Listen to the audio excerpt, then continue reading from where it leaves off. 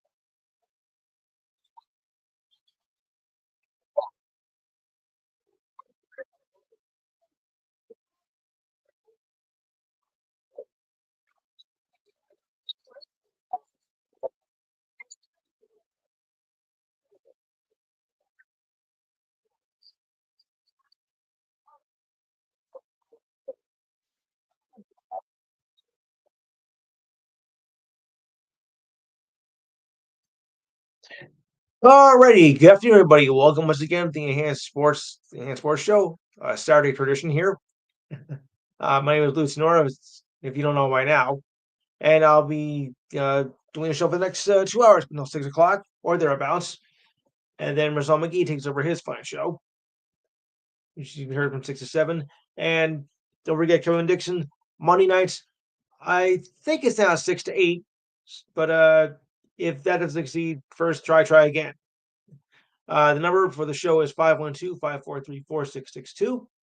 Again, 512-543-4662. Hey, we got a lot of good callers already. I like it. Just hold on to my favorite folks, and I'll bring you all in. And I'll bring you all in just a minute. Okay. So we have a lot to talk about. And don't forget to check us on YouTube. Just go to YouTube and type in theenhancedsportsshow.com and I'll bring you in. And don't forget to like and comment on our Facebook page if you can. All right. So I'll bring everybody in. And I'll start with Steve Davidson. Steve?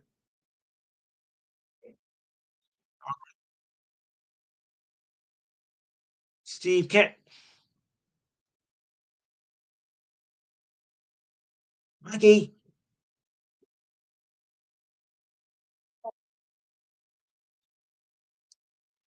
My better half. And Alex. By the way, a belated happy Valentine's Day to you all as well. I'm sorry to bring that up last week, but I just wanted to, I didn't want this I didn't go by without mentioning that. All right. Well, as we all know, the Super Bowl was last Sunday, and if you don't mind me speaking like an oxymoron for a second, it was delightfully awful. That's how I can look at it. That's the only way I can put it because it was not what well I did kind of expect it, and not so much. I expected the Eagles to win, but I did not expect it to be a one-sided game. Excuse me. It'll be the Chiefs just have any answers at all for the Eagles defense, and they just excuse me, they just looked horrible. I was expecting a much better game, and we didn't get it. Uh-oh. Excuse me. Sorry, guys. I don't know what's causing this, but I'm just having a little trouble here today. But bear with me, okay? I think it's just winter time.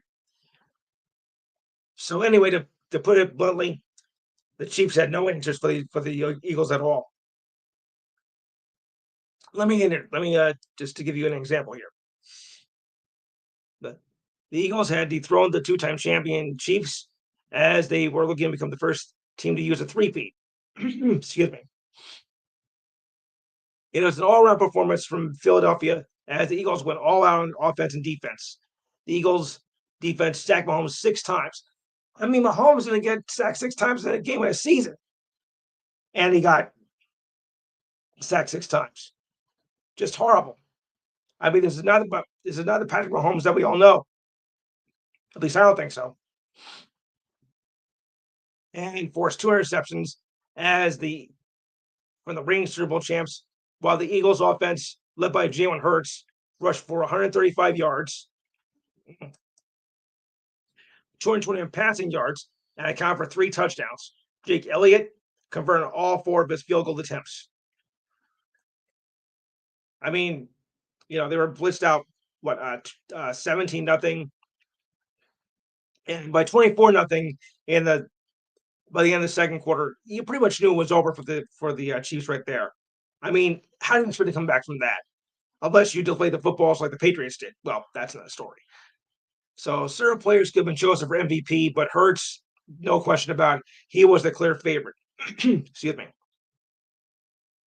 The Eagles quarterback threw for 221 yards, and 2 touchdowns, and completed 17 of 21 passes. He tackled on 72 yards and scored a rushing touchdown as well. I mean, it was no contest almost from the beginning. I mean, the Eagles were on all cylinders. Excuse me. And the Chiefs had no answer. Nobody expected that. I mean, I didn't. I thought maybe that the Chiefs would put up, much of a fight. I was expecting more, from the Holmes and making it more like a heavyweight boxing match between quarterbacks, but it didn't happen. So, yeah, right. The jump.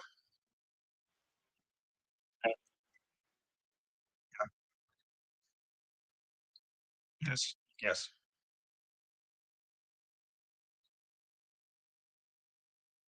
Oh, yeah, yeah.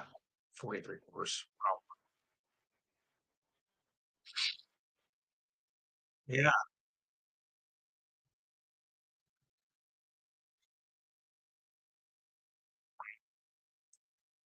No, not at all. None.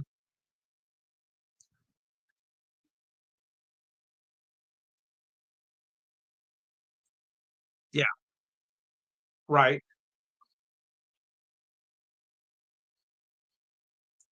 Yeah. Yes.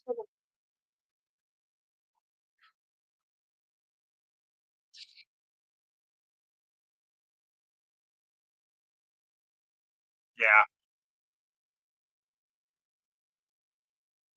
Correct. Correct.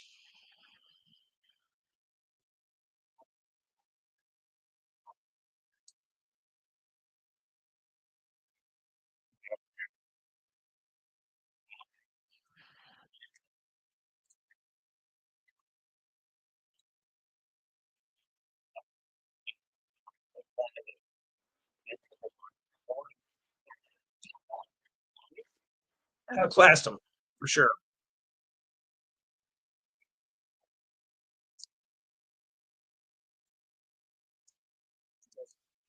Yeah.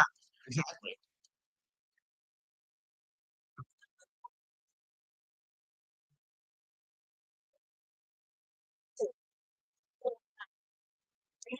Yeah.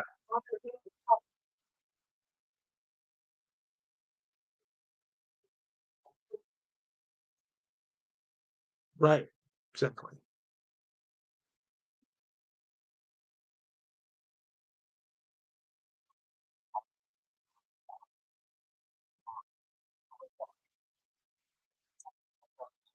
Yeah.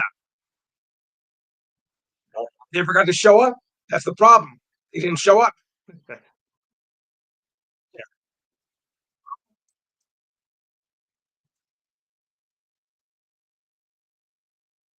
Related. No, they didn't.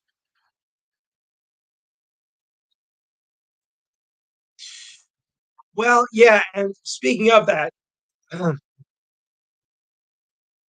yeah. Speaking of that, I mean, the, the Chiefs. Yeah. Yes, I am.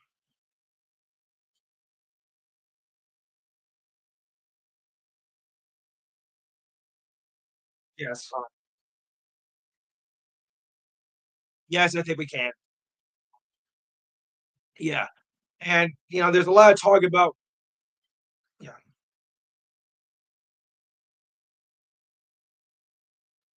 no, no,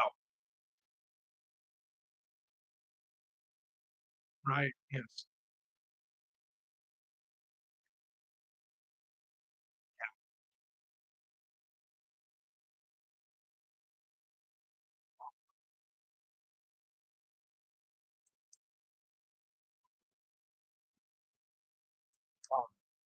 yes,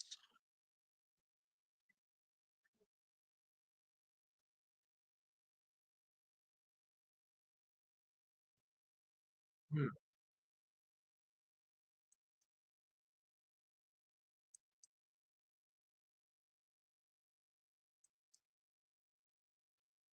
right,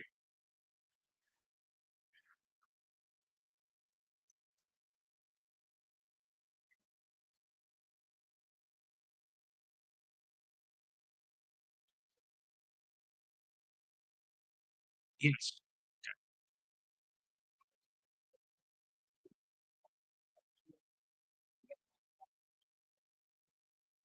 yes, exactly, right. Well, Steve, Steve, yeah, but, what do you make of, Kelsey, for next season? Do you think he's gonna come back? Do you think he's gonna call it quits? I mean, the Chiefs are gonna give him a month to make his decision what he's gonna do for his future, as the story was just told. Yeah,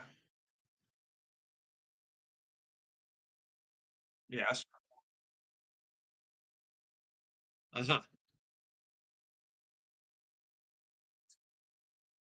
right,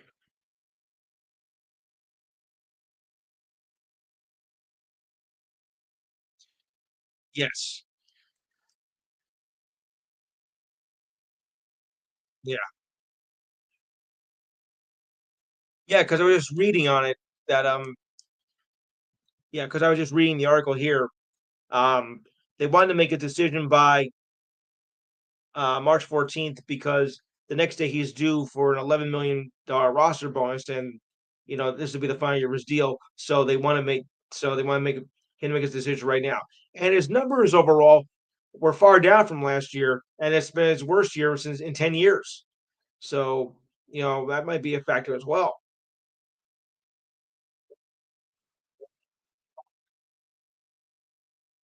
Yes.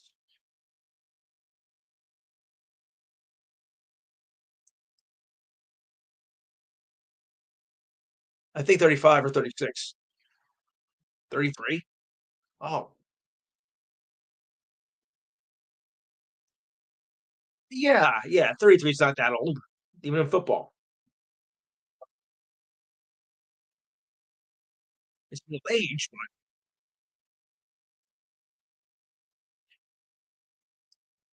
I think if he's gonna come back for another year, I think he would do that. I think he would.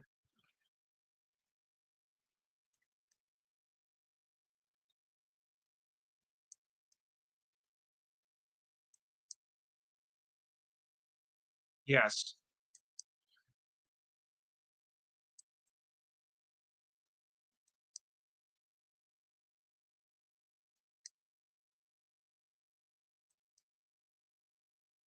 Yes.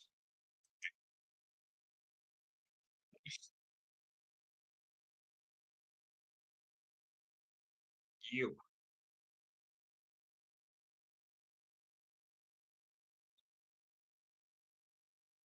Oh, okay, okay.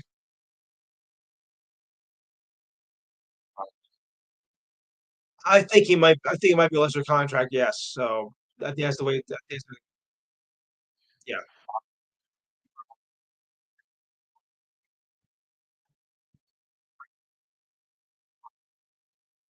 sure.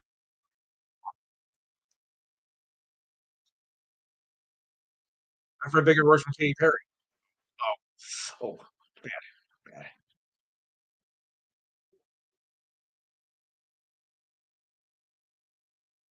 Yeah,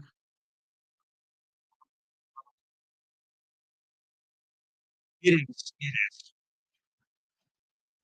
I did not see the Eagles winning this I did not see the Chiefs winning this game, but I didn't think it was gonna be a blowout.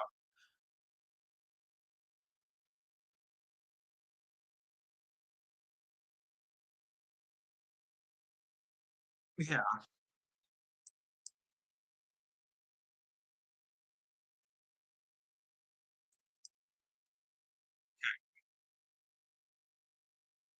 yeah,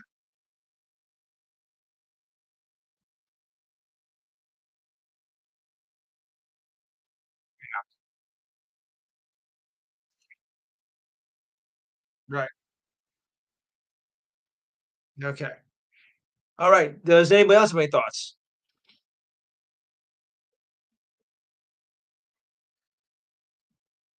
Would you repeat that again, Di?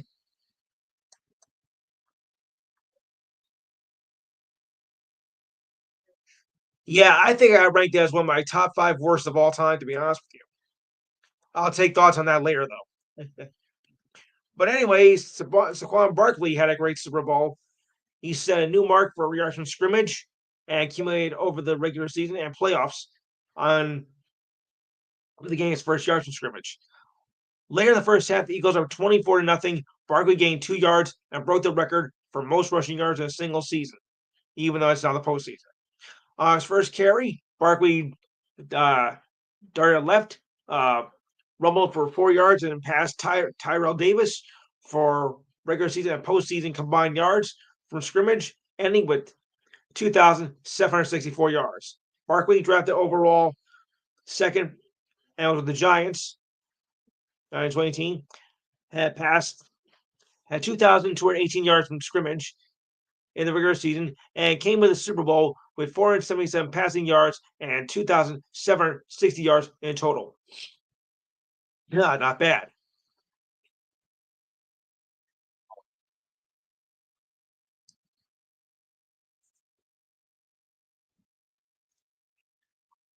Yeah. All right, so to continue on, Barkley also tied another Davis record for postseason combined rushing yardage. Oh, oops, excuse me.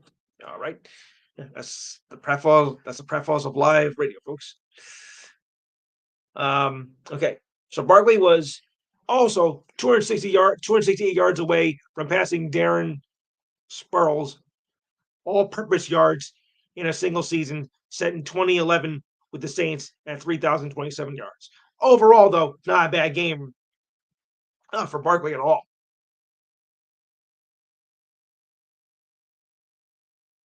Not a bad game for Barkley at all. I mean, he came in and yeah,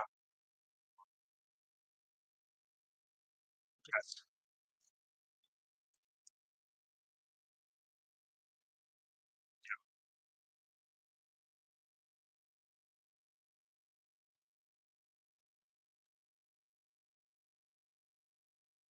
yeah, right.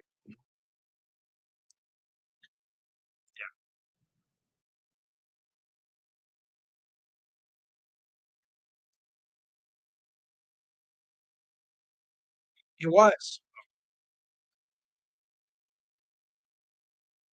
Well, it's become more of a passing league now, anyway.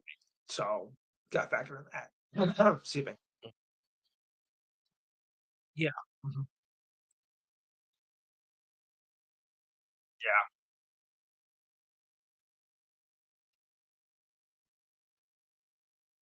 Right.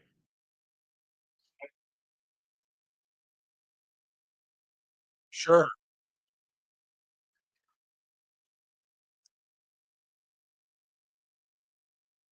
Yeah. Yeah. Right. Of course.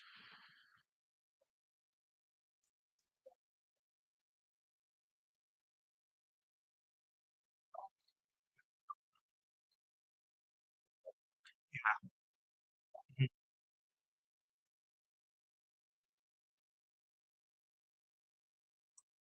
Yeah.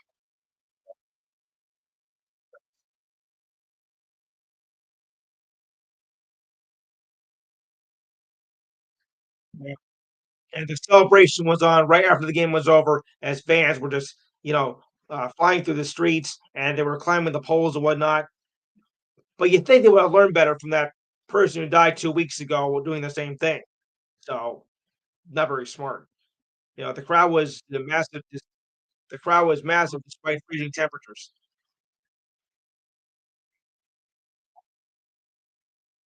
Yeah,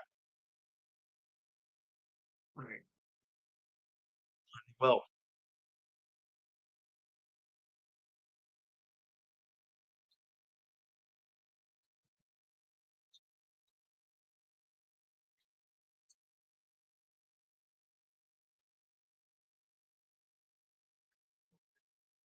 really should, really should.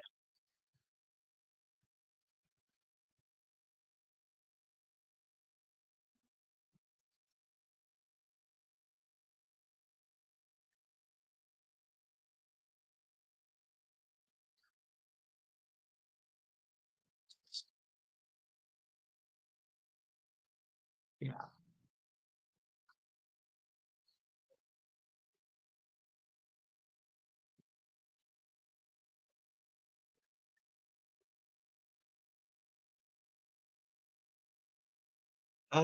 No, I didn't catch that. Yeah. Mhm.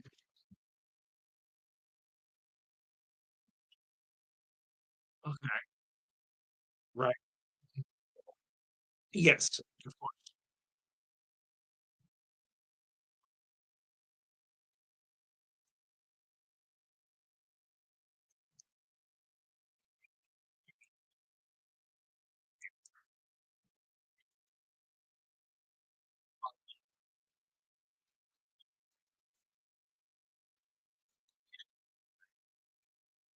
Yeah.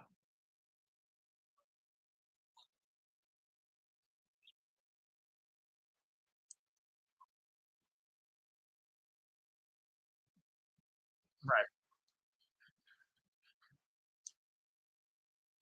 It's not gonna happen. Well, they're looking good, Steve, but I don't know. Yeah.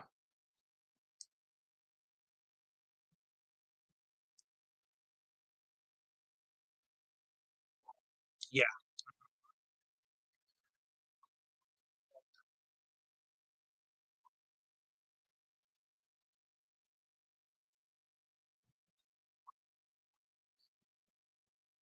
Yeah.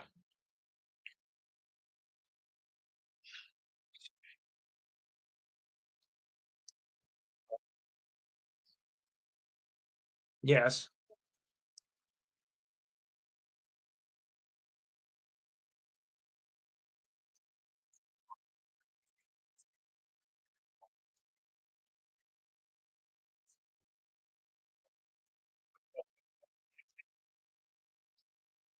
Mhm. Yeah. Mhm.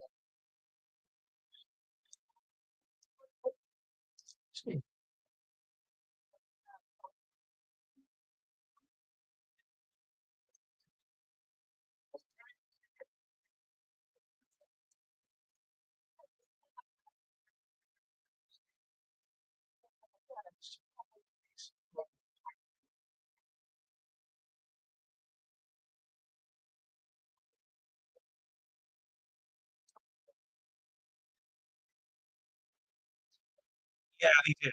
They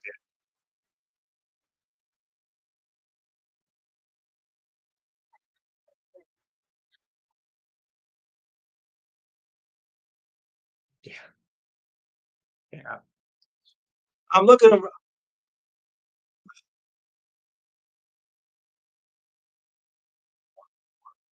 Yes, yes. I Mhm. Okay. Yeah.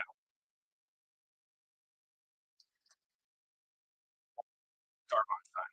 It was garbage time for the 2nd quarter.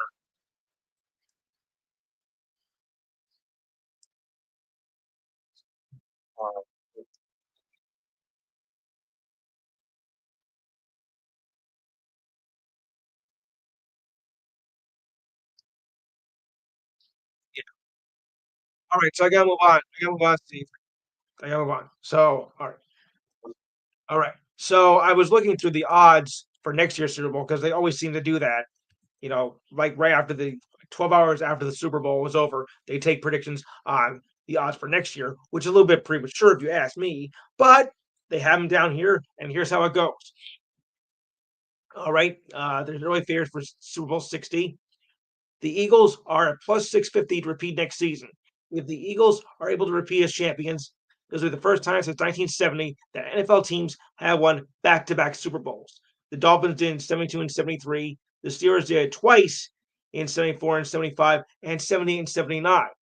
And strange enough, I remember all of them. The Ravens are at second at plus 700, followed by the Bills and Chiefs at 750. Got that, Diane? Okay.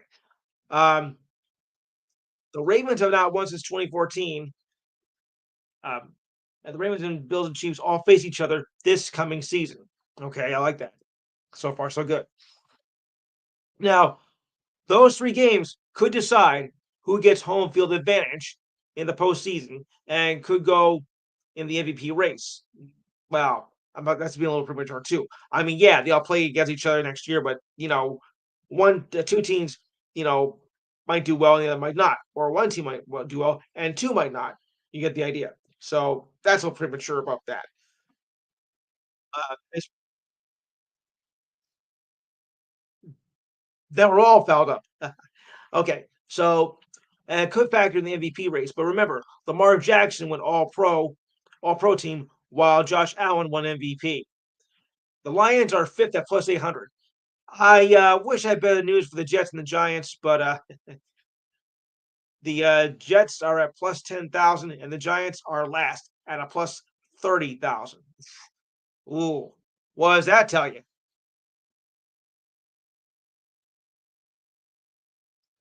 Yeah.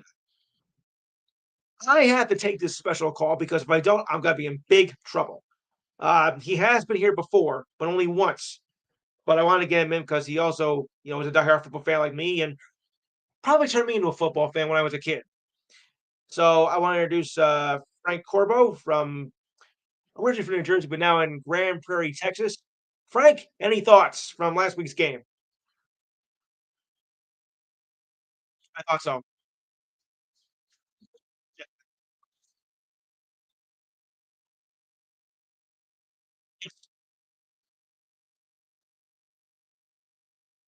I did.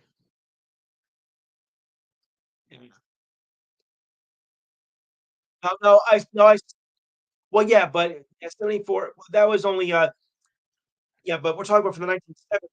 Talking the 1970s now. Yeah, right.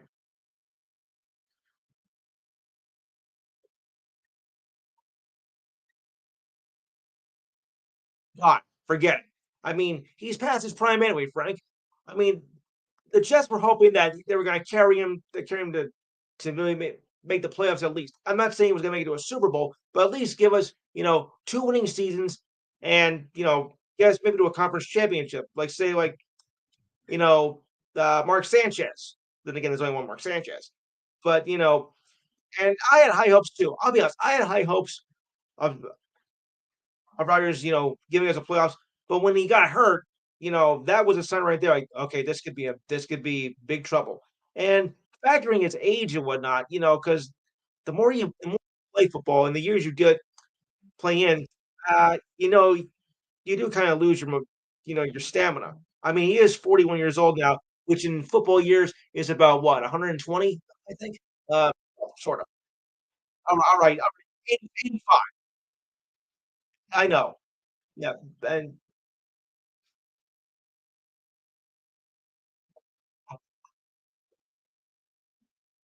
yes,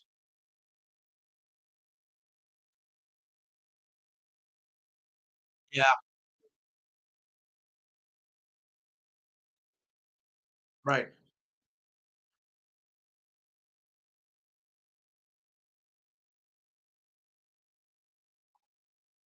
Yeah, that's what I thought. That's what I thought too. Well, I mean, you would know because you play college at Lafayette, so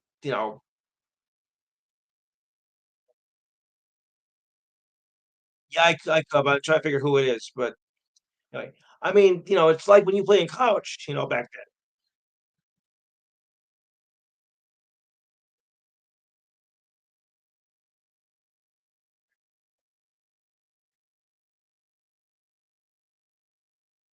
Right.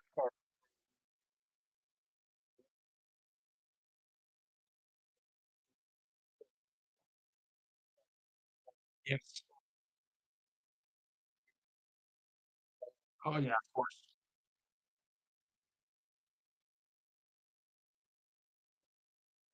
Yeah,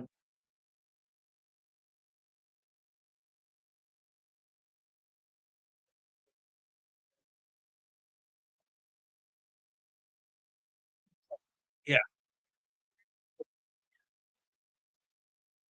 Yeah. Well, it was always crazy like that. Back in the old days, back in the '80s, you know?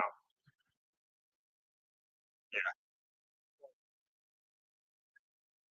Yes. Right. Uh, yes.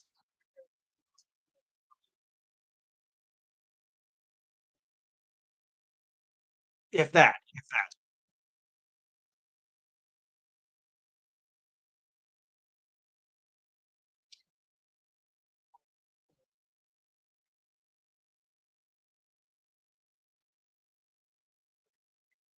Correct. Yeah.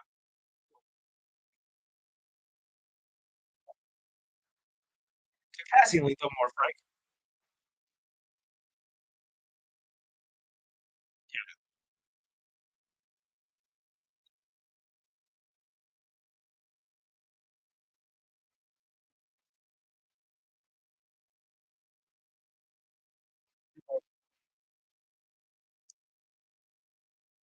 Yeah. Right. Well, it's surprisingly more now frank than it's ever been. So, it's not like it was running it back when the stuff that we knew.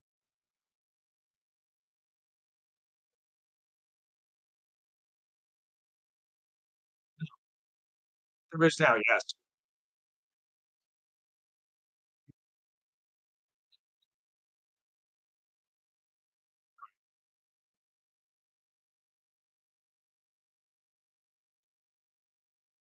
You're always welcome, Frank.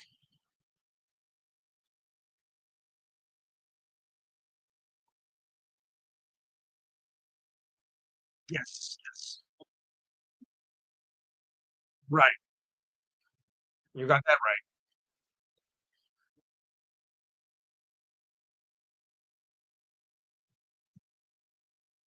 Oh, that was a mess. You know, and not for nothing, but well, the Mavericks are decent, but the Warriors, well, forget it. I mean, the Warriors this year are not like they were before. I mean, well, you had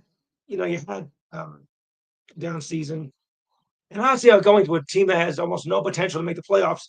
Why would you go there when you think about it? Yeah,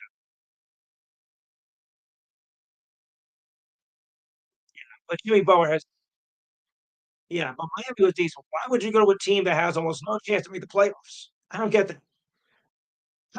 Yeah, yeah, right.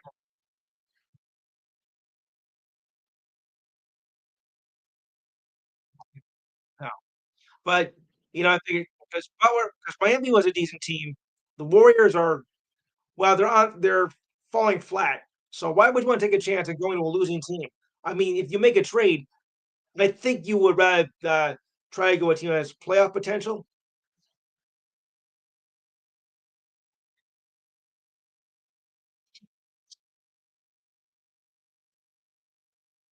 That's Yeah, but I got my sports knowledge from you.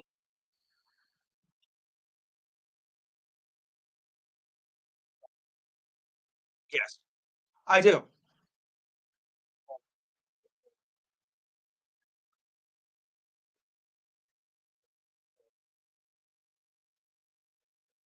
Yes,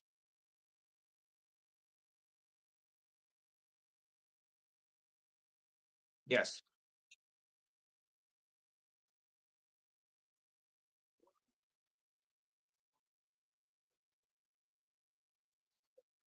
Aha.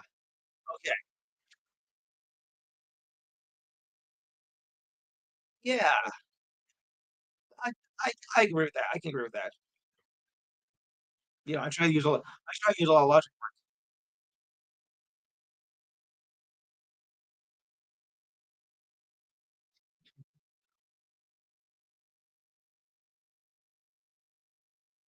7 years, Frank. Say hi to Winnie for me. All right. I will. All right. Thanks. Yes. And for the record, ladies and gentlemen, that is my actual cousin. Okay. So let's get that straight right now. All right. So I'm gonna turn over to the Super Bowl victory. 1 million people were showing up yesterday, and just an all-out frenzy. Oh, brother! I'm sure Jimmy is celebrating right now, so I don't think he's gonna come on today. But I can't blame him. I mean, he's living for this.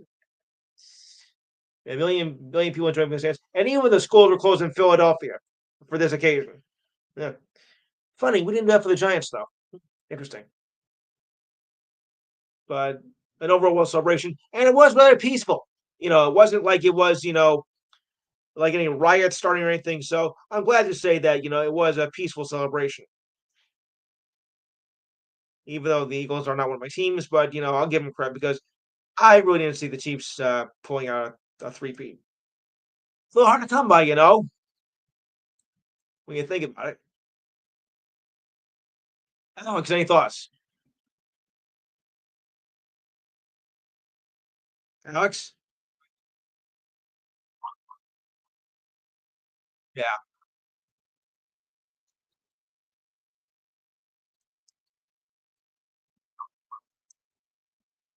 yeah, right.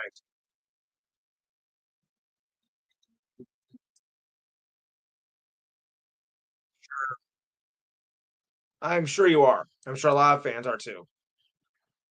When you really think about it. All right, so let's move on. Uh, okay, we're gonna go to the Hall of Fame here, the Basketball Hall of Fame, and it's a pretty good class I think we got this year. The Naismith Hall of Fame finalists are highlighted. Carmelo Anthony is one, followed by Dwight Howard and Sue Bird of the WNBA. There are 16 individual finalists and one team in particular, and that would be the 2008 U.S. Men's Olympic team. Well, that was a pretty good performance there. Anthony and Howard start out as finalists. Anthony is a 10-time All-Star, best known for his time with the Knicks and Nuggets. Howard, an 8-time All-Star, started his career with the Magic, before a number of other teams, and had the championship with the Lakers in that bubble season of 2020. And incidentally, Howard and Anthony both finished their career with the Lakers. Interesting. Several big names of the WNBA are also in there, considered. Sue Bird, who was one of the greatest point guards of the WNBA in their history, a 13-time All Star and 4-time WNBA champion, as well as a 5-time Olympic gold medalist. She retired in 2022. Yeah, yeah. After spending her entire career with the Seattle Storm. Another finalist, Maya Moore, who didn't have as long as a career, but she made an impact as she won 4 championships with the Lynx and earning six nods and a WMVP in 2014. Her jersey was retired by Minnesota back in August. Cynthia Fowles, one of her teammates, is a finalist. She spent 17 with the Sky, but won 2 championships with the Lynx, and she was MVP in 2017. Plus 8 All-Stars and 4 WNBA Defensive Player of the Year awards. She also retired in 2022. Hey, we got some good players here, folks. Not for nothing. Oh, I didn't like that too. Okay, just a second here while I get rid of this thing. Thank you. I hate when these things happen. The Hall is also honoring the 2008 Olympic team, men's basketball team, nicknamed the Redeem Team. That was coached by Coach Mike Krzyzewski who took the team to a gold medal in 2008 after finishing with bronze in 2004. Not one of our best performances. On the coaches' side, if I was to include uh, coaches who are still active, Mark Few of Gonzaga and Billy Donovan, who is currently a coach of the Chicago Bulls, as he has been for the last 5 years. Few has been the head coach of Gonzaga since 1999. Under Naismith guidelines, coaches can be eligible to enter the Hall of Fame after 5 years of retirement or have been coaching for at least a minimum of 25 years. So that's the reason why that. The class will be announced on April 5th during the Final Four. And I have a list here of the players who are going to be, are in consideration. Listen carefully. For players, Carmelo Anthony, Sylvia Fowles, Maya Moore, Dwight Howard, Sue Bird, Jennifer Azzi. These are some WNBA players. Old timers like Buck Williams, Marquise Johnson. Oh, that's an oldie. Molly Boylan was probably involved in the WNBA at one time. And Dustin Dusan Ivek, that's a European player, Russian player. Coaches, Billy Donovan, Mark Few, and Jerry Welsh. Referees, Danny Crawford. Yeah, I guess I got to go with him too. And the 2008 U.S. men's Olympic team. All right, guys. So we make it this list, and which are going to make it? All right, Steve Davis. I'll start that with you.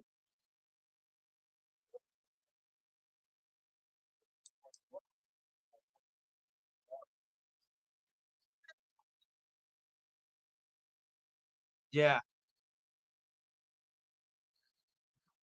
I think we have a new caller here or something. We'll just see. His name is Deborah. Deborah, are you there? Deborah? Hmm.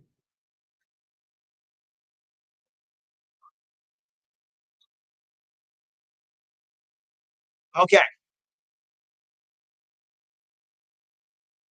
Wow. Gee, thanks. Oh, thanks. Okay, great. Well, look who's here. Okay, Jimmy, go ahead. Yeah, Jimmy is our Eagles. Yeah,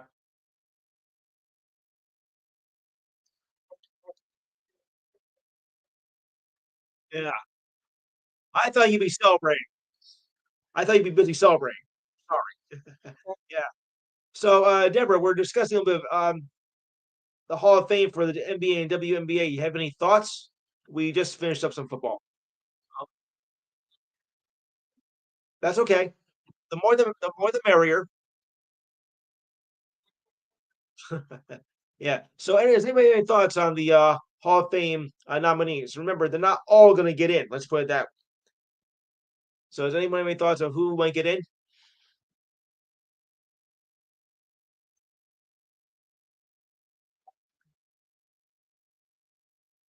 Okay. All right. All right. That's an oldie.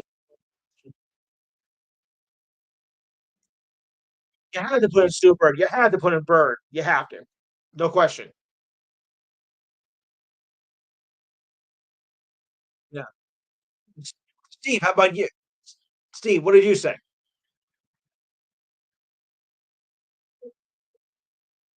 Yeah. What did you say, Steve? I guess you didn't say anything. All right. Well, I have a few selections. I mean, I have to go. I have to go with Dwight Howard. I gotta go with Sue Bird. Anthony, I don't know. Not right now. I don't think he's gonna get enough votes to get in. And for coaches, I gotta go with Billy Donovan. Yeah, I have to go with that. Right, Billy Donovan. He coached Florida to a national championship. Yep. He took it to a national championship once upon a time. No, Florida, the college. Yeah. Yeah. Yeah, it's the Basketball Hall of Fame, not just the NBA Hall of Fame, but all basketball. But if it's college, NBA, yeah, this is different. This is different than the Pro Football Hall of Fame. This is different. Yeah, I thought you had some explanation on that. So yeah, yeah, go ahead. Yeah,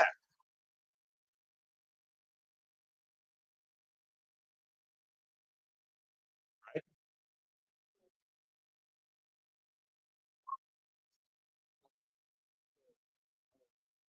right.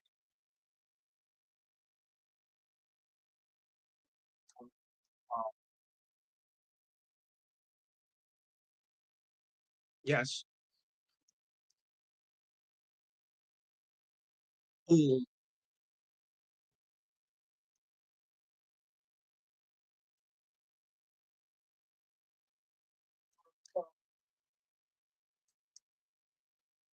so why'd you beat him up?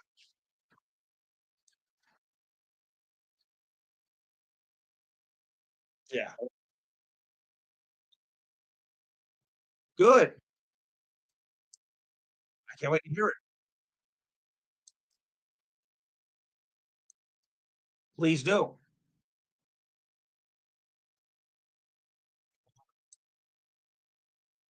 Diane, your trivia,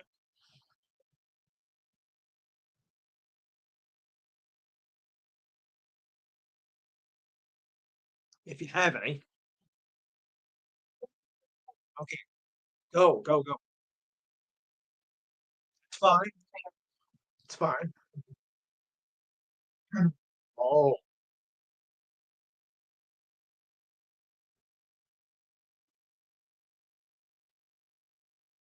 72, huh?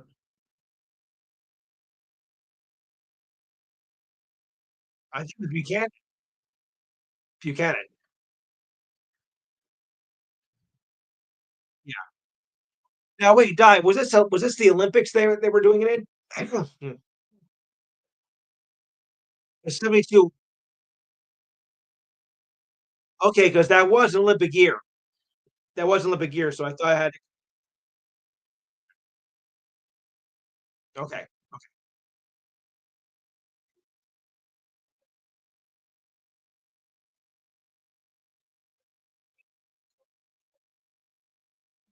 okay, understandable.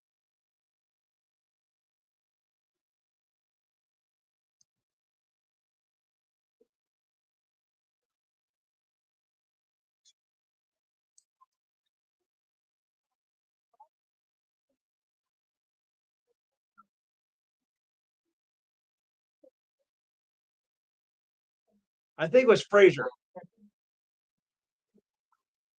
Frazier.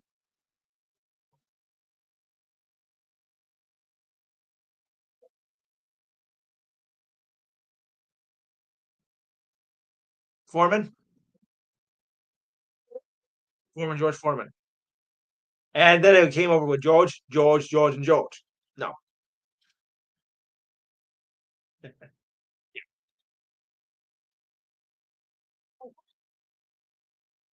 Yes. Iron. Iron Mike. Yes. All right. Iron Mike. All right, guys. Well, I don't know if anybody's paying attention to the NBA All-Star game, but they had a few other events over the past couple of days. The Rising Stars game was a competitive one, to say the least. Jeremy Lin's team beat Mike Richmond's team 40 to 37. With the All-Star game morphing into a tournament, the league needed a fourth team to compete with three pre-drafted teams, uh, eight all eight All-Stars apiece per Sunday. This is how the Rising Stars game fits in. Friday's tournament was played like a play-in tournament, sort of, with the winners advancing to play alongside the NBA's best players. Team Jeremy Lin, made up of all G League players, played a back and forth battle against Mitch Richmond. The game went down to the final possession, trailing 39 to 37. Lin called a timeout, and the G League opted to go for the win at the target with the target to score 40. They went on for a three-pointer, avoid giving the ball back, and Bryce McGowan's three-pointer was the game winner. The G Leaguers advanced to the finals against Chris Mullins' team, former St. John's. The G League jumped out to a 12-8 lead with a target score of 25. Mullins' team now had time to methodically to get back up to speed. Once they called a timeout, though, the game went differently. Team M closed down a 17-2 run, led by Stefan Castle of the Spurs to grab the victory and was also named Rising Stars MVP. Team Lynn, made up of all G Leaguers, played against Richmond team. The contest came down last possession. That's how that worked out. So, for was treated like an exhibition and doesn't take seriously, it turned to be pretty competitive. To be honest, I didn't get a chance to see the game, but I'm sorry I missed it. Anybody else see it?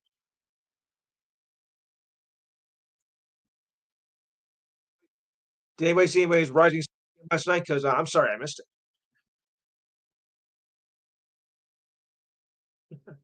All right, I guess, yeah. All right, so let's look at it this way. All right, so um, Team Kenny takes on Team Chuck at 8:20 tomorrow. Team Shaq takes on Team Candace, that's of the WNBA, uh, tomorrow, and the winners of those two will face the final at 10 o'clock. So, who do you like in this finals matchup? Steve, I'll start that with you. Who do you like in the matchup for the final?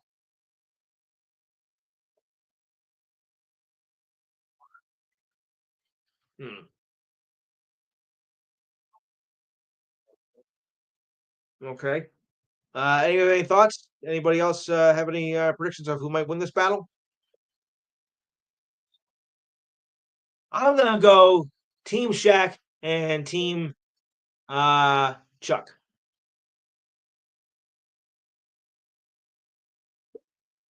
All right. Anybody else in the crowd? All right. Okay. And for those of you with special interest who wanted to know, the regular season picks up on Wednesday between the Hornets and the Lakers. A full schedule begins on Thursday. Kind of weird. Usually the first game would be full packed on Wednesday, and everybody else has off on Thursday. Okay, fine. So what are we looking at towards the second half of the season now with our teams? Where do you think the Knicks get in? How far do you think the Lakers are going to go and whatnot? So I'll take any thoughts on what's going to happen within the second half of the season. And forget the Nets. And I'm so glad that they have got rid of Ben Simmons. All I can say is hallelujah. He is gone. Oh, maybe might win 2 games. So what are we looking at between now for the second half of the season, guys?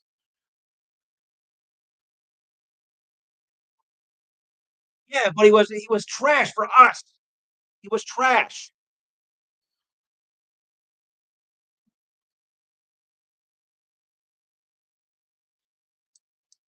Yeah, yeah.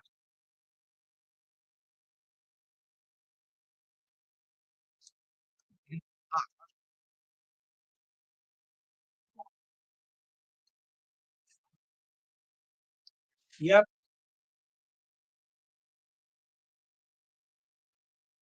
Right. Yes. But I'm just glad he's gone. So, where do you see the Knicks? They're in third place in the conference right now. So, and it's becoming more of a tighter race. I mean, a while ago, Cleveland was just, pushing everybody off to the side, but Knicks are catching up. The Celtics, are still in second. So it's looking like a three-team race in the Eastern Conference. So, what do you make of that? Dana's here. Oh,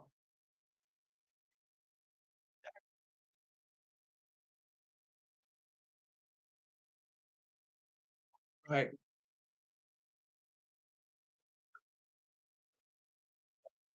No, no, no, no. The surprise team was the Detroit Pistons. No, Pistons are the surprise team. I mean, last year, look, 14 and 68, and look where they are now. They're doing much better, much better. Yeah. I want to welcome Greg, Roger, and I think Dana to the show. Welcome back, Dana. Welcome back. Where have you been? Yeah. I want to put in Greg because he's going to make a comment about the about the number one tennis player in the world, uh, Sinner, who went through some controversy and someone and it cleared up. Greg, go ahead.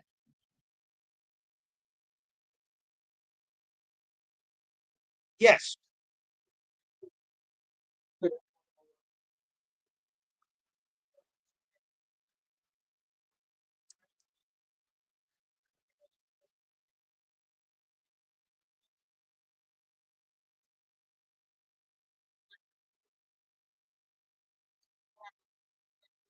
Yeah.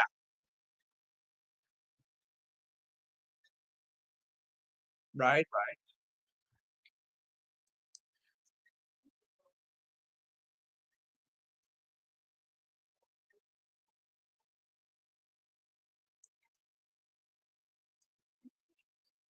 Normally.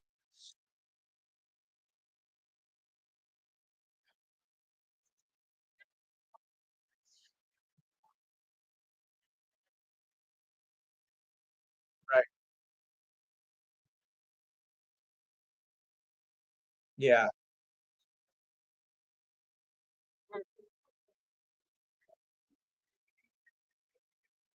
Of course.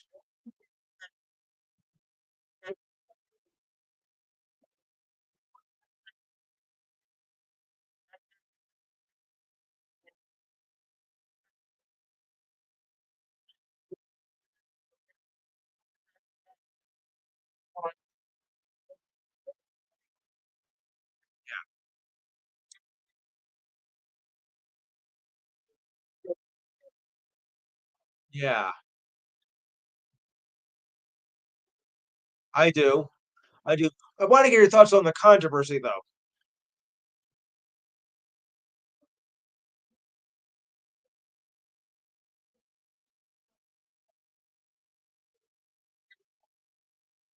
But yeah.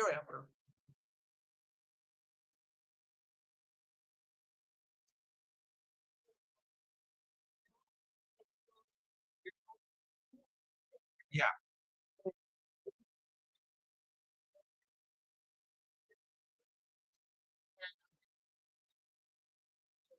Yes.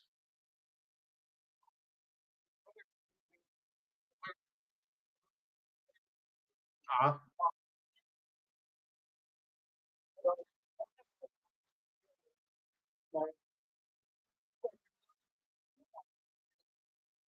Right.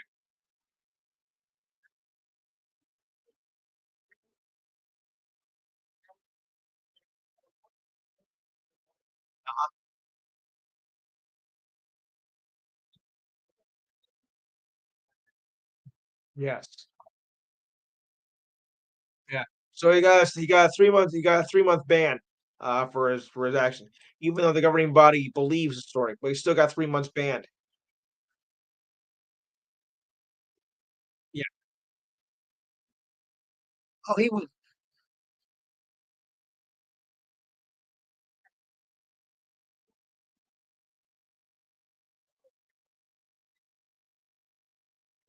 right.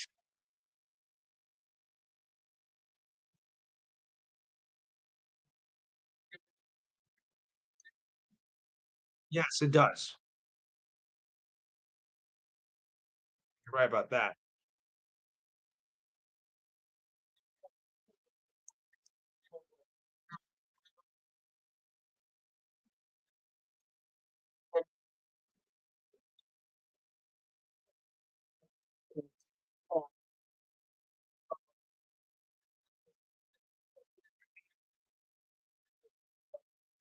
Yeah.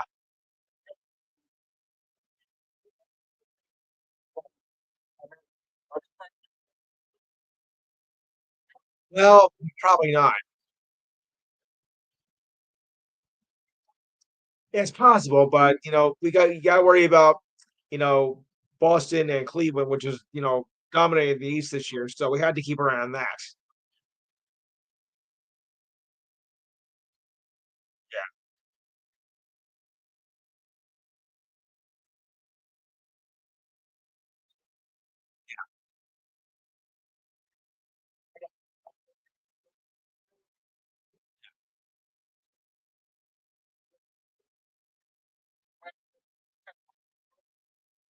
Yes.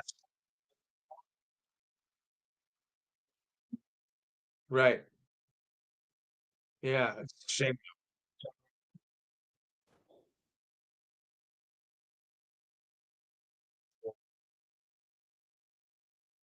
Did you show the back yet or oh, okay.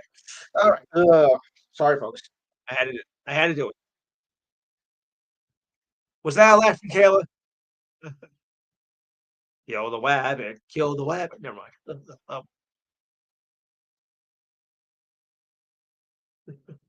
Oh, boy. Um, I don't know if anybody's been paying attention to the, Four Nations tournament, but it's been a doozy so far as the US will play Canada tonight. If the US wins, they're automatically into the final, so Canada needs a regulation win to get in. But, Finland and Sweden play a great game this afternoon. Finland won 4-3 in overtime, and they needed that. So it's gonna be an interesting battle. And this I think is gonna be one to see tonight if you're a hockey fan like me. So what do you think what the chances are against US and Canada? Because of course Canada is hockey country over there and they're so dominant. But this US squad who won convincingly in convincing fashion on Thursday, I think they're like a strong team over here. Even with Hughes playing. Jack Hughes, that is, and slew of other great players. So, what do you make of tonight's matchups between the U.S. and Canada in the Nations Four for Game Two? Anybody can answer. All right, I know I am. I know I am.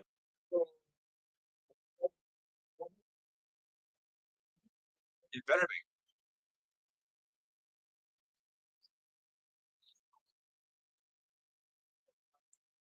I'll be honest though. When Finland scored that first goal, I'm like, okay, well, this could be a long game. But then the U.S. just completely dominated it and then made well, let's say Swiss cheese out of Finland. Oh, sorry. Eesh, I that was just a bad pun.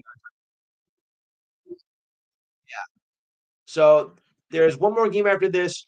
There is no quarterfinal or semifinal rounds in this tournament. It's just the best record of the two teams of the three games, and the best records of that will play in Thursday's final. It's 3 points for a regulation win, 2 points for an OT shootout win, and 1 point for a overtime shootout loss. No points for a regulation loss. And the only difference between this round robin tournament and the overtime in the NHL is that it's 10 minutes instead of five. Well, you probably get a chance to score more, probably a chance to get a score going with that anyway. You get more time. So that makes a lot of sense. And the NHL might be looking into that because not doing nothing, but I don't think you can score really in 5 minutes. I really think a 10-minute overtime, I think is I think be more efficient, and I think it's going to lead to more wins in the overtime and not rely so much on the shootout. Not that I don't mind the shootout. I mean it's nice a way to get a win, but I think with more time on the clock, I think you have a better chance of getting a regulation win in overtime. You don't have to go like 3, 4, 5 like you do in the playoffs. That's something different. But I think a 10-minute overtime in regulation season, I think it's more fitting, and I think it will get more results. And for those of you who think I'm crazy, well, you guys know me. You guys have known. Uh-huh. Well,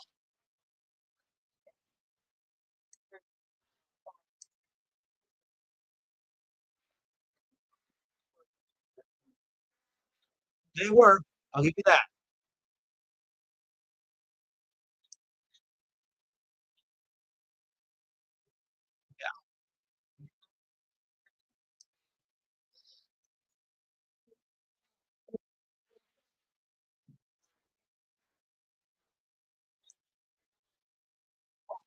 Yeah, yeah,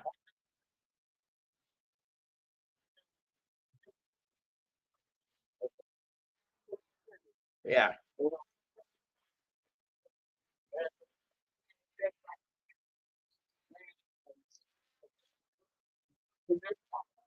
yeah. Okay.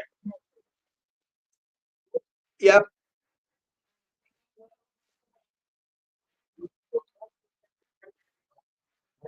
In our lifetime, I don't think so.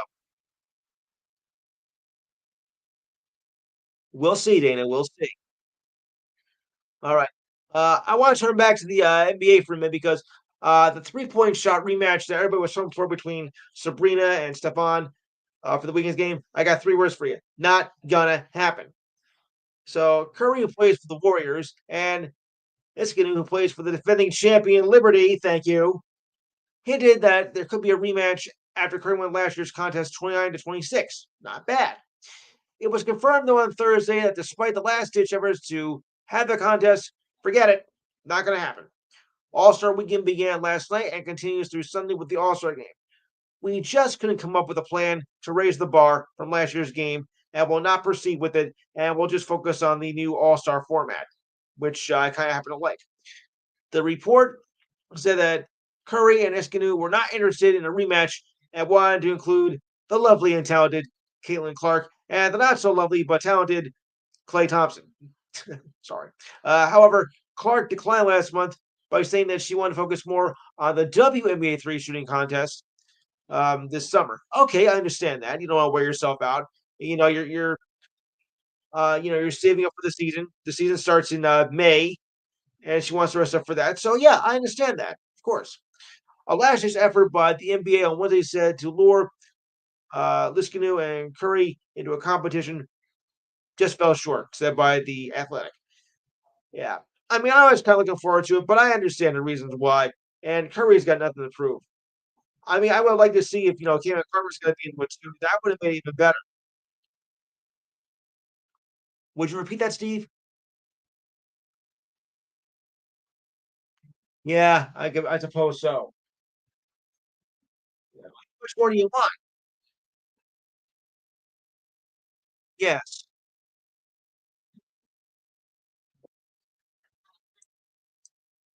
YouTube. YouTube. Probably. Yeah, I think YouTube. Just type in YouTube All Star game, All Star highlights, All Star Weekend highlights. Yeah, that makes sense, right? Right. I'm kind of disappointed that's not turn out, but I get the idea. And, well, Curry doesn't want to be too much of a show off. Unlike LeBron. Oh, yeah. But but it should be interesting. I'm looking forward to tomorrow's All Star game as well. This should be very interesting. I think it's what the NBA needs for its All Star game. Because the past few formats haven't worked out so well. So I'm kind of looking forward to this. I don't want the rest of you all, but that's how I look at it.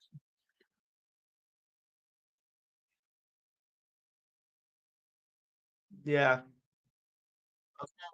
And all right, and as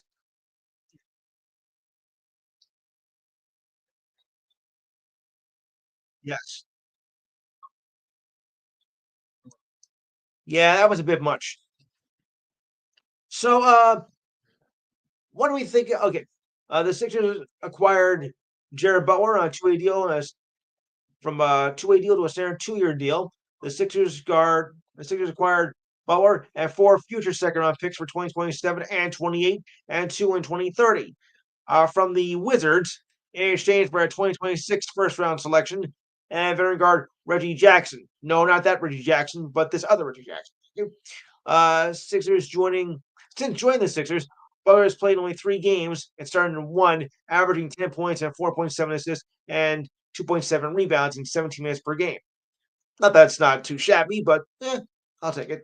Butler gives the 76ers at backcourt a boost as the team lost rookie Jared McCann to a meniscus injury in December, and they can sure use something because they're falling through the cracks right now in the Eastern Conference, and they need all the help they can get.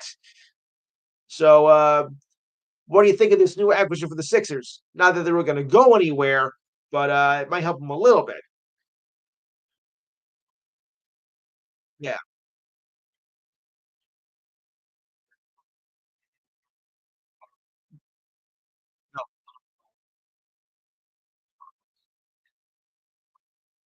no, yeah, that's what I thought too.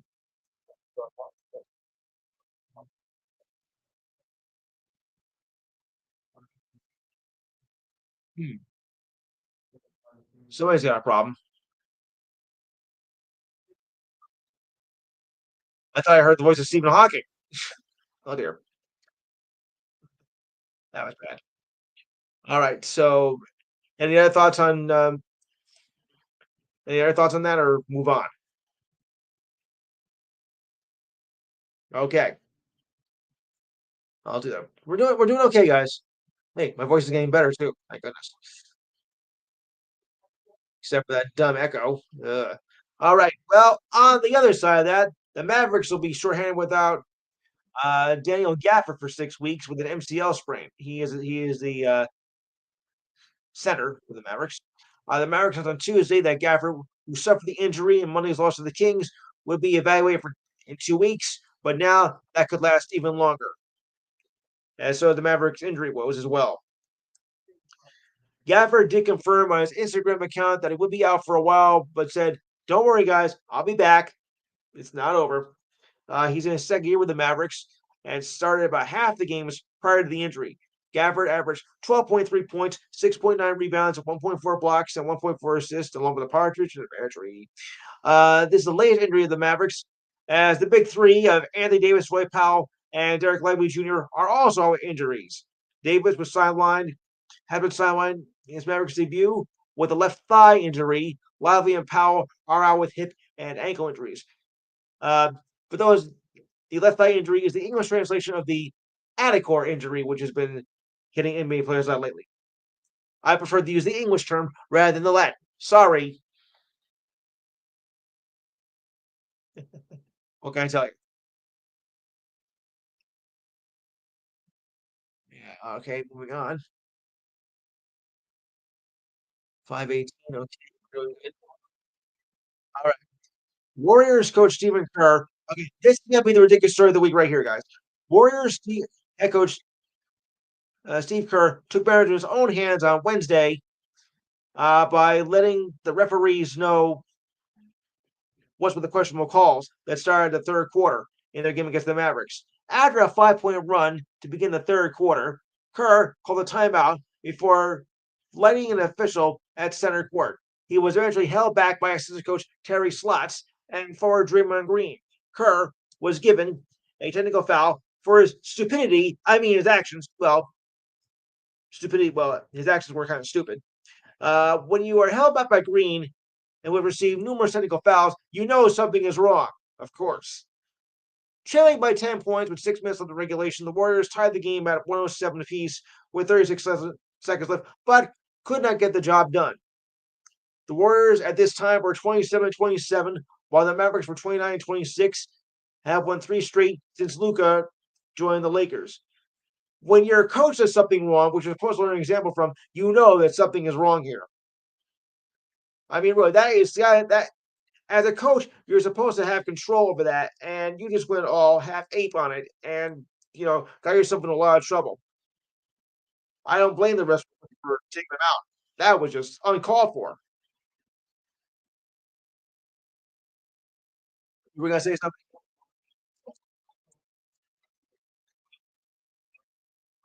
Yeah.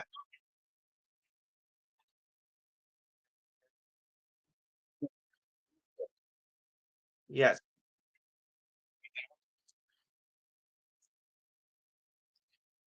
Yeah, but a coach is supposed to show control and set an example for his players, not be with the players and go after the referees. We see enough of that,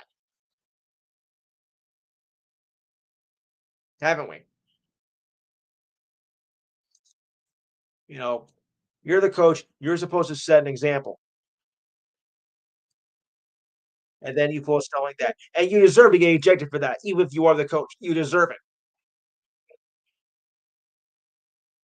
Some people don't know any better. So I got put that as my ridiculous sign of the week right there. That has to be.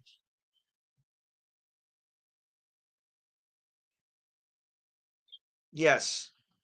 I want to turn to some baseball now because now that we're in spring training, I want to get your thoughts on the divisions here. We'll deal with this in two parts because we're running a little late on time. So we'll do the American League first this week and the National League next week. Okay, just to save some time. All right. So if I can find this right here. Oh, I have to go down this way. If it's not in season, it's not listed up on the top. Right. All right. So as we look at the American League first. All right, that's not what I want. Okay. In the American League, we'll have in the East, we have the Orioles, the Red Sox, Yankees, Rays, and Blue Jays. All right, so Steve, who do you got tops in this division? Of course. Mike, Mike.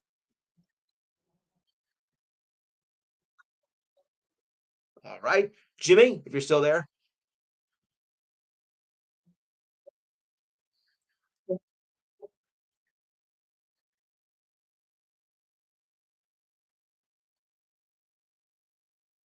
Well, they are a better team than they have been. So yeah, okay. Diane. Oh wait, I did. Alex.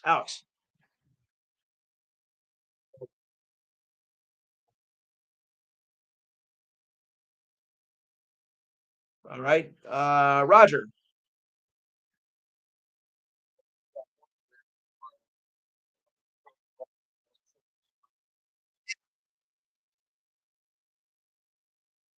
Okay. Dana.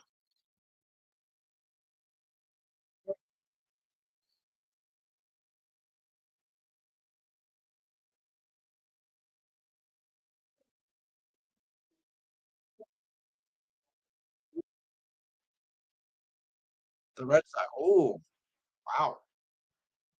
Red Sox. Okay. I'm sorry, Diane. I don't think I got you. Who'd you get for? Who'd you go for? I'll go with the Yankees myself. And with of course Aaron Boone back as manager, I think it's going to do wonders as well. And we got some new faces in new places as well too. I'll get to that in a little while. Okay, moving along. In the Central, we got the White Sox. Excuse me, the Guardians, the Tigers, the Royals, and the Twins. All right, Steve, who do you like in this division?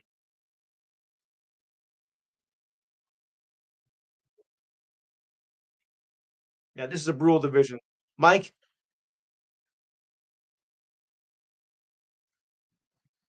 All right, Jimmy.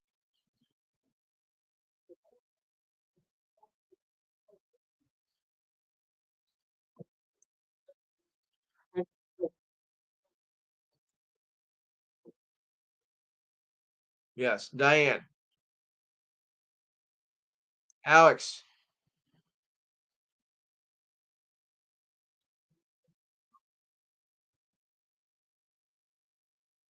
Roger.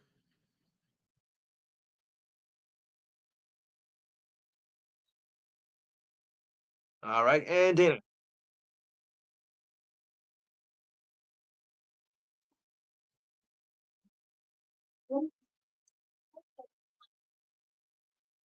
All right, that's fine.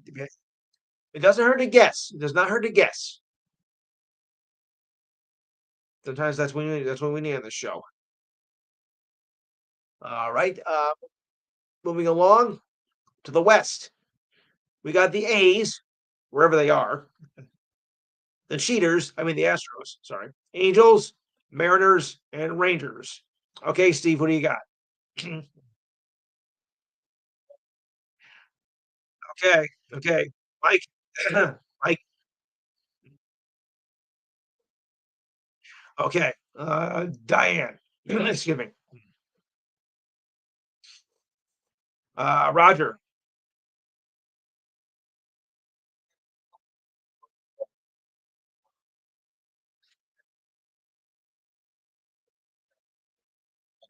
Okay, Jimmy. Yeah, Jimmy.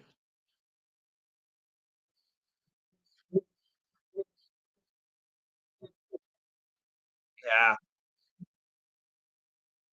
All right. Did I get everybody or no? Did I miss anybody? All right. Well, yeah. Okay. I'm gonna go. Yeah. I'm gonna go. I'll go Seattle. This is a hunch. By the way, the first preseason game actually begins Thursday. The Cubs and the Dodgers. Batter up. Yeah. Well, now we're past. Well, now we're past Valentine's Day, so I guess now I could be ready.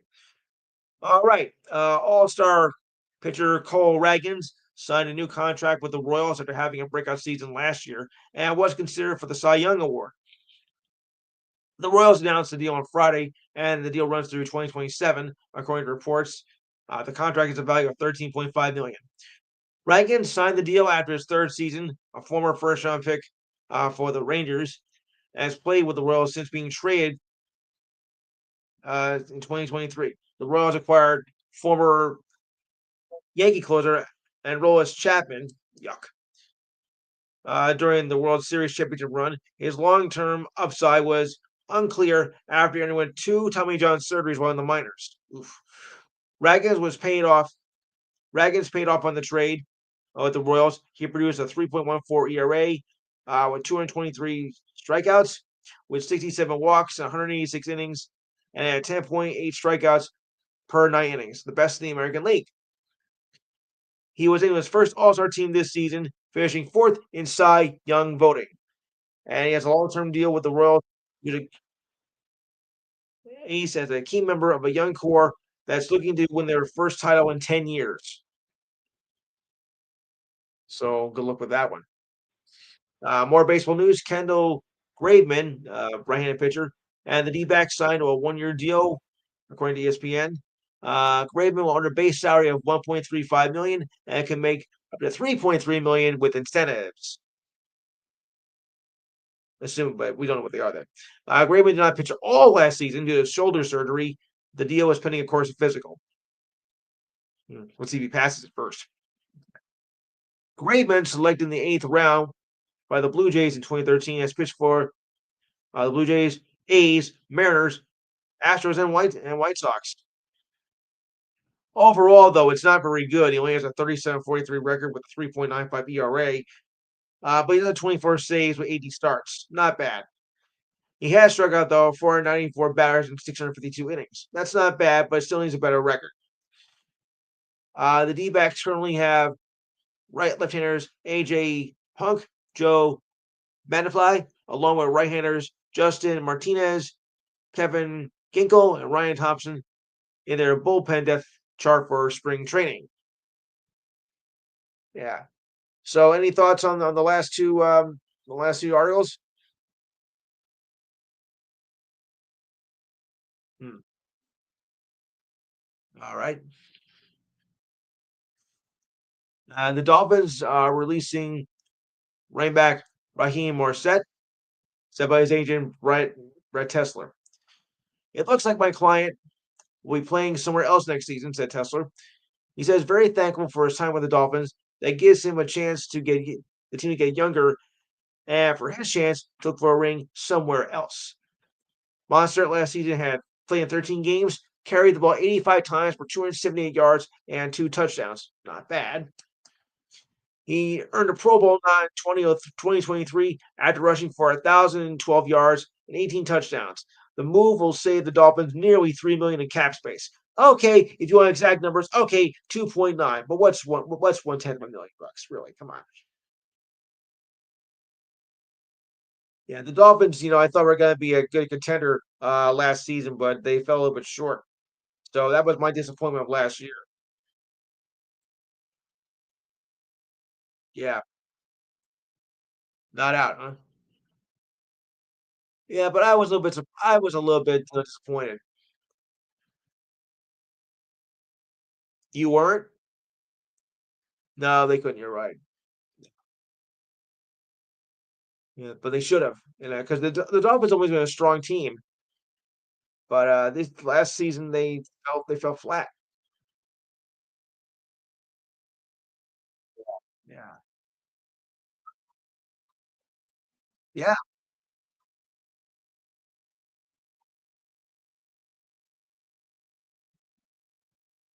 yeah. Okay, moving on. Ronald Acuna Jr. looks like he's going to be back with the Braves this season after healing from his ACL.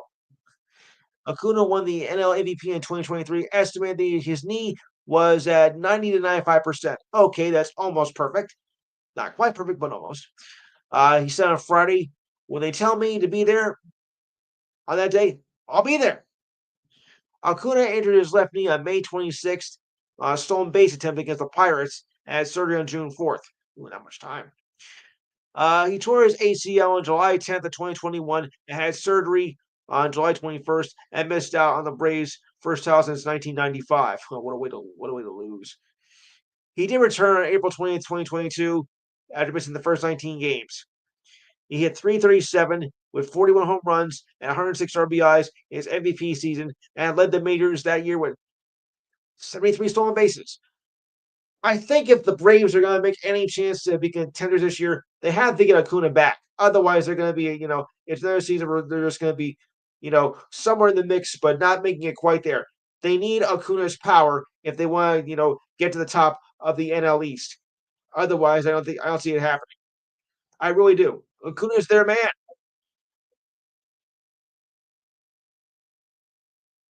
Yeah. The only trouble is, when they play against the Marlins, because you know how those two just can't stand each other, and they're going to intentionally hit them, a couple times.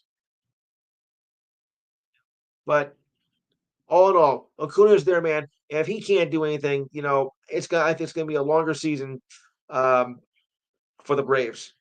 So he's got to stay healthy and not get hit. It's unavoidable.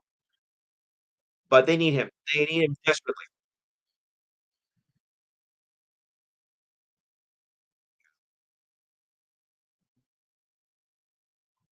Yes,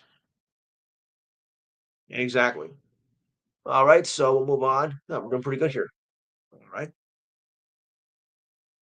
The Saints have re-signed running back Clyde Edwards-Helaire to a one-year deal for next season. The announcement was made on yesterday. Edwards did not play much last season, but joined the practice squad in December. With Alvin Kamara banged up, Edwards-Helaire stepped in the final two games of the regular season and carried the ball 13 times for 46 yards, adding three catches for 24 yards out of the backfield. Edwards was selected 32nd in the NFL draft by the Chiefs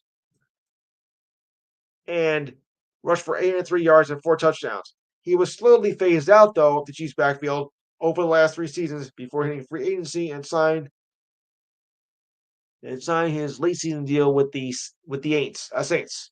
Sorry. Edwards-Helaire will have the opportunity to make the roster next fall under new head coach Kalen Moore. You were gonna say something, Steve?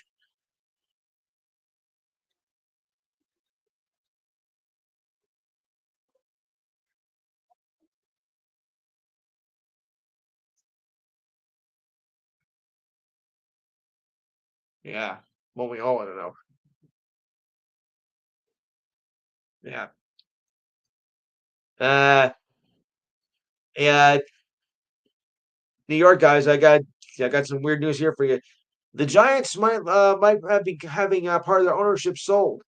The Giants, who have been owned by the Mara family for 100 years, with the Tisch family buying half in 1991, are set to sell at least a part of the franchise. A deal is made to push the Giants to the top of the list as one of the league's most valuable franchises. The Sports Business Journal reported that both parties are looking to sell 10% of the franchise and will contain their controlling stakes in the Giants. The Mara and Tisch families confirmed a statement on Thursday. The news comes after the NBA NFL opened up the ability to sell 10% of their teams to be pre-approved private equity firms. The Bills and Dolphins were the first two franchises to do that, following a rule change back in August. The Giants ranked seventh on Forbes' list of most valuable franchises at 7.3 billion. Depending on how much the share sells for, the Giants could reach the top of that list. Number one on that list, of course, naturally is the Dallas Cowboys. Well, I think it changed. I don't know if Elon Musk will want to, take that. Yeah, you're right. You never know is right, but still, I don't see much taking interest in that.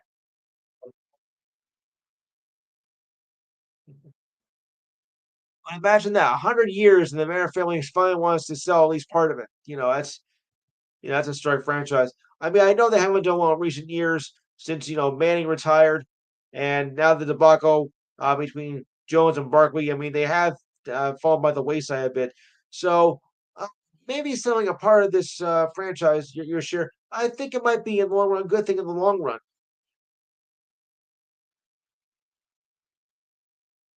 Yeah. No, Rodgers is done. He's too banged up, man. He's too banged up.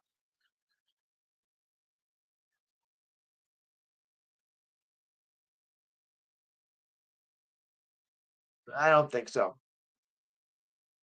No, but his knees are shot.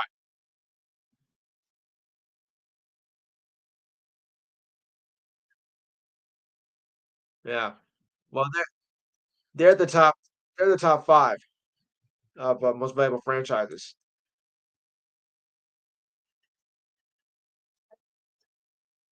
Yeah.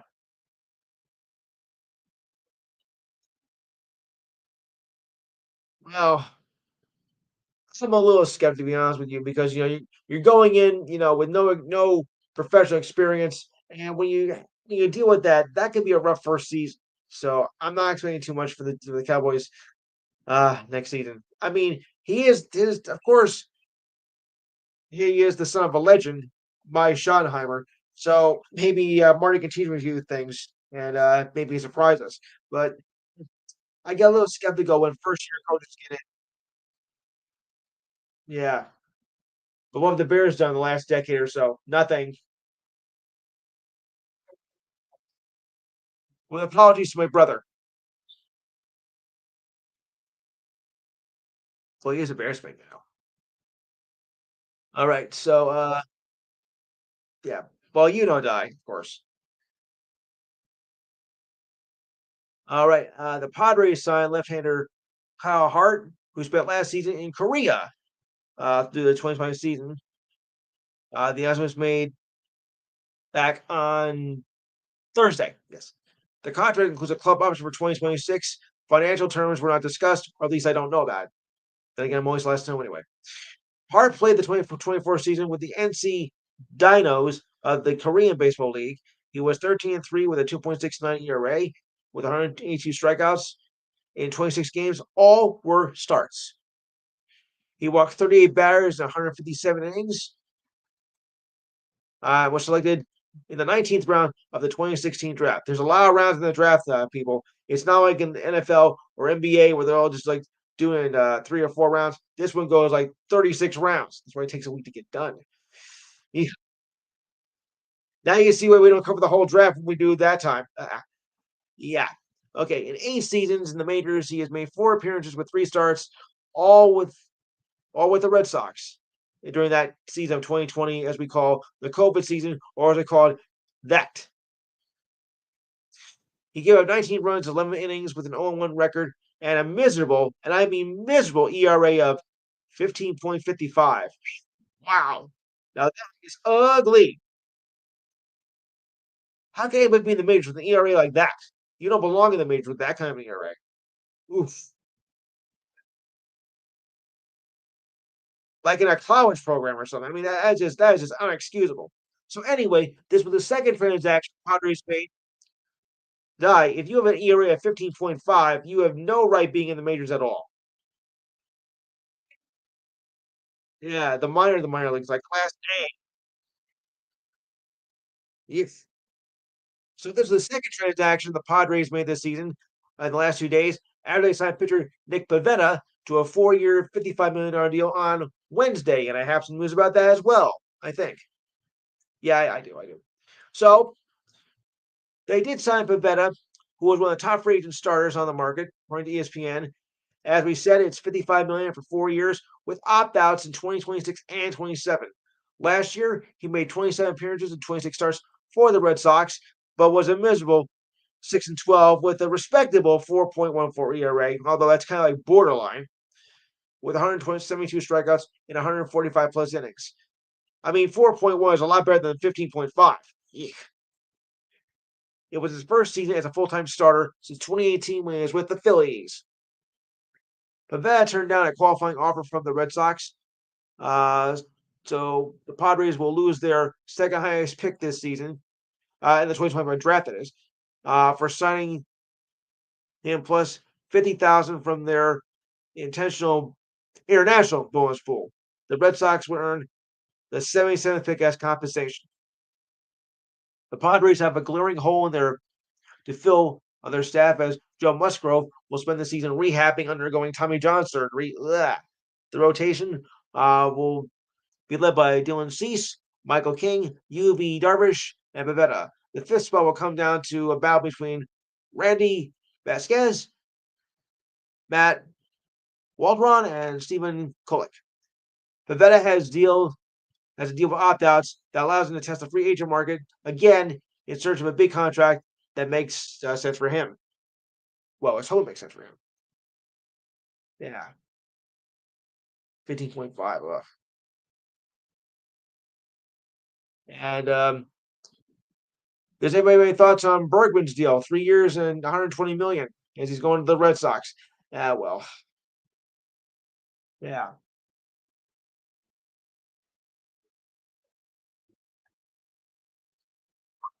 yeah,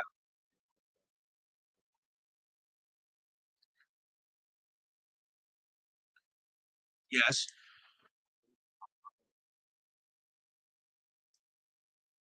hmm should be, should be.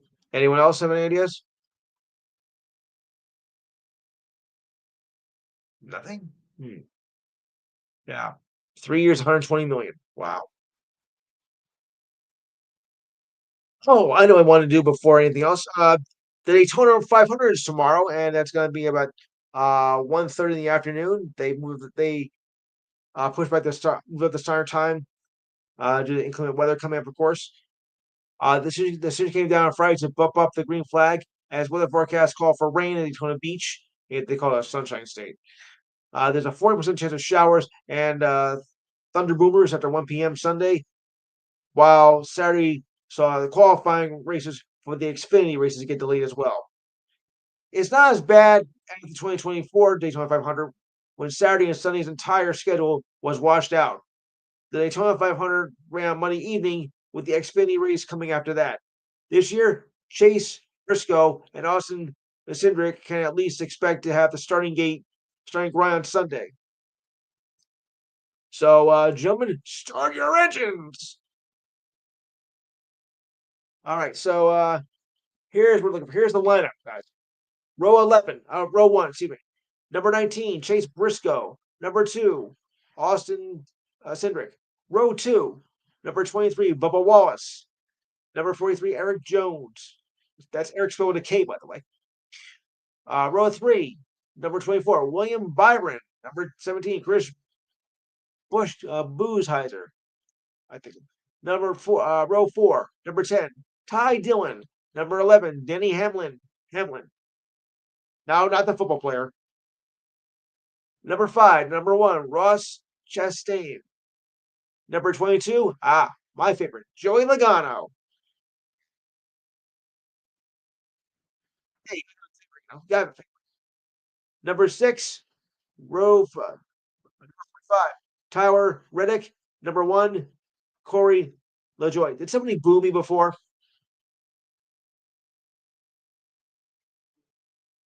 I think somebody booed me. Thanks a lot.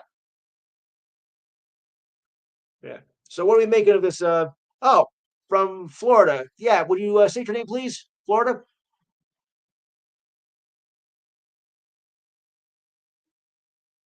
Hello, Florida. You're on.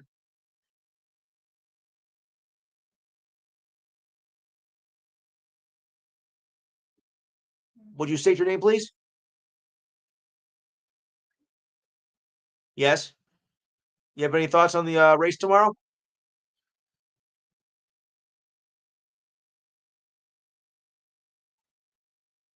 Right. Okay.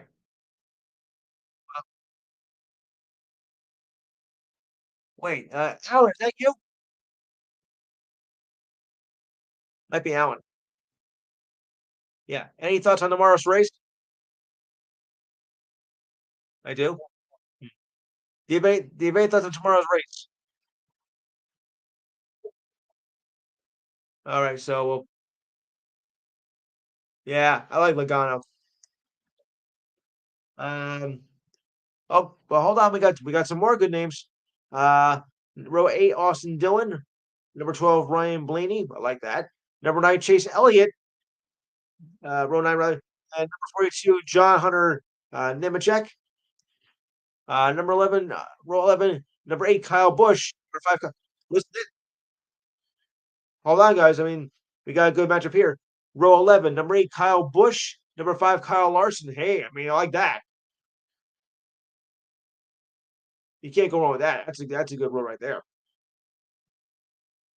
Um, row number 14, Ryan Pierce. With two E's. And number 51, Cody Ware. Row 19, Zane Smith, and number 48, Alex Bowman. Row 20, number 56, Martin Truex Jr., and number 84, Jimmy Johnson. Look, I like this. So, what are we making these rows here, guys? With some of these drivers? Yeah, Hamlin is one of the 40 and 41 drivers who stood up Sunday. He's the only three-time winner. In fact, he's just one of 6 men to win 3 or more Daytona 500s. How about that? Blaney still feels he's going to win one of these days, maybe sooner than later. He finished twice as Daytona 500 runner-up in 2017 and 2020. Now, according to MGM, BetMGM, here's how they rank: Ryan Blaney plus 1,200, along with Logano and Brad Keselowski. Well, Kyle Busch at 1,400 and Denny Hamlin at plus 1,500. Pretty even, don't you think? Yeah,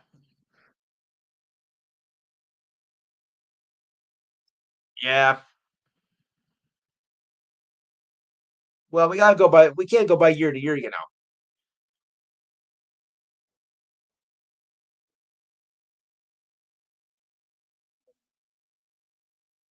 Hmm.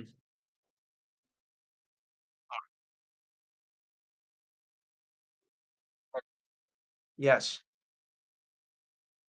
right. Hmm. Right.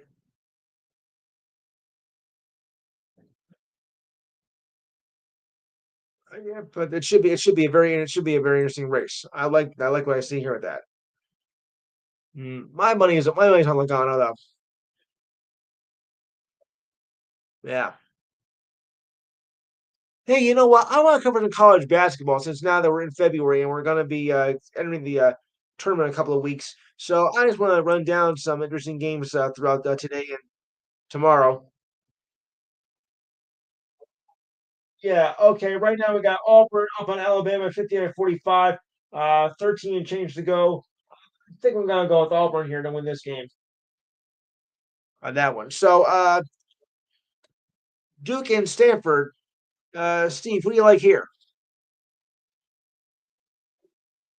All right, Mike, gonna go for Duke. All right, Diane.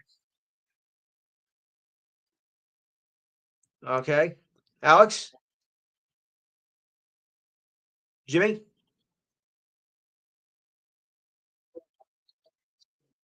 right, Roger, Diane. I'm sorry, Dana, and Florida. Where we are. All right, Stephanie. Okay, thank you. Yeah, speak up, please. I can barely hear you, but speak up if you can. All right, now sorry. Um, good matchup in the SEC. Ole Miss, Mississippi State. Steve, what do you got here?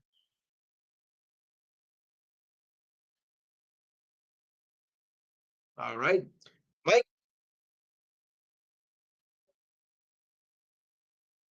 Diane, Dana, Jimmy, Alex, and Roger. I'm gonna go Ole Miss myself. All right. We're only doing rank games. It's going to take forever to go through the whole list here, of course. Though I do like Princeton over Yale tonight, so I'll go with that. Uh, I'll take Florida over South Carolina, and Kansas over Utah. If it was a women's game, I would go with South Carolina over Florida because that is a very good dominant women's program. I kid you not. They rank right up there with UConn.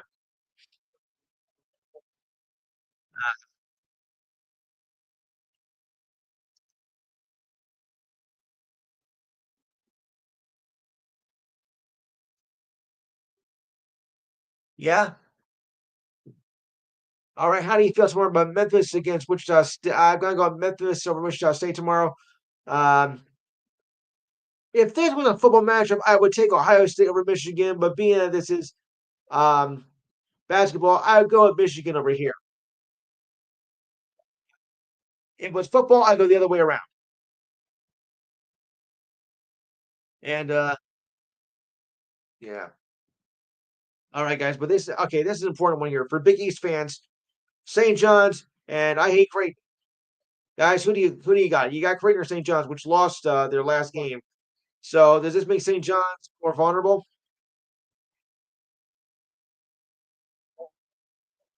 Good. Yeah, they need. I mean, this is their best season in like about 30 years. So I'm hoping they can pull this off. That game was 3 o'clock tomorrow. Okay, good.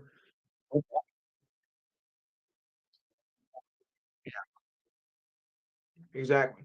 I'm very disappointed though in Seton Hall this year. Last year they were the NIT champions, and this year they have been nothing more than a complete bust. And Rutgers, who started out the year strong, has now also fallen by the wayside in the East in the Big Ten, and they got a tough matchup against tomorrow against Oregon. Oh boy, not good. And it's on the West Coast too. I'm a little worried about that. I don't see Rutgers uh, holding the wrong here. This could be a long game. I'm afraid so. Oh boy, help. Yeah. Does anybody agree with me on that? I wish you didn't have to, but yeah. Yes. That's going to start at the end of next month. Next week we'll tackle on that one. Oh, and 2 days after mine.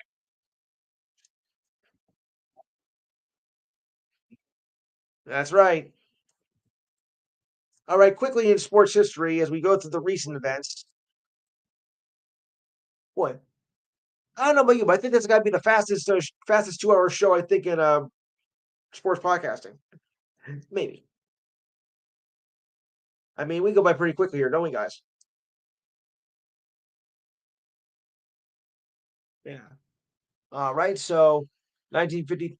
No, I'm gonna go with the more recent one. Yeah, the more recent. Okay, 1978. Leon Spinks beats Muhammad Ali in 15 rounds for the heavyweight title. Steve, you remember that, right?